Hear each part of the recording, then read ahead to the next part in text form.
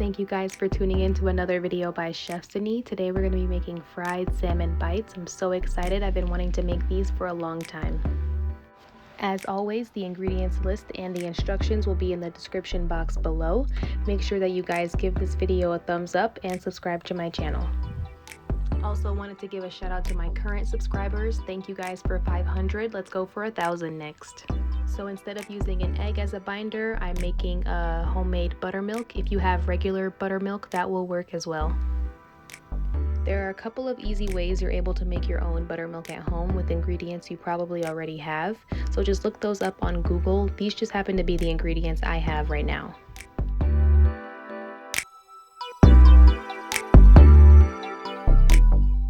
Usually remove the salmon skin when I'm cooking salmon normally because it holds in a lot of the flavor. However, I am removing it for the purpose of frying the nuggets because it will make it easier to fry.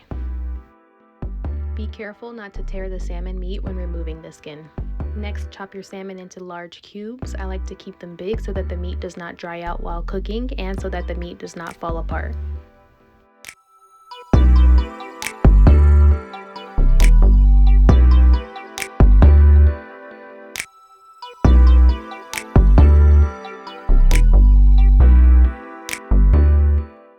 Next, I'm going to season the meat, and I didn't show this part, but you're going to season your flour with the exact same things.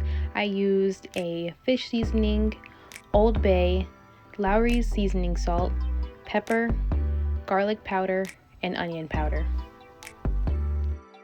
Keep in mind that you're able to use whatever seasoning you have handy. This is just what I chose to use today.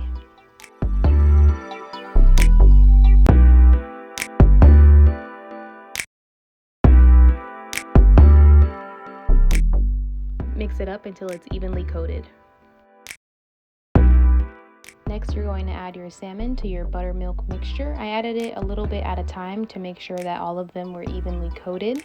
And then after you coat all of them in your buttermilk, you're going to put them one by one into your equal parts flour and fish fry seasoning mixture.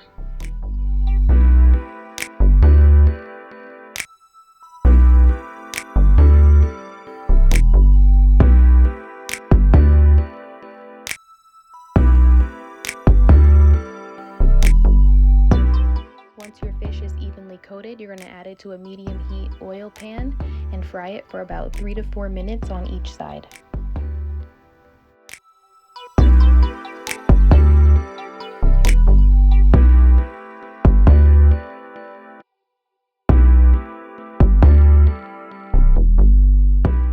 Remove your fish from the pan when they are golden brown. For this next part of the video, I'm just showing you guys how I made a quick little dipping sauce for the nuggets. You're able to use your own sauce, whatever you like. This is just the quick one I made.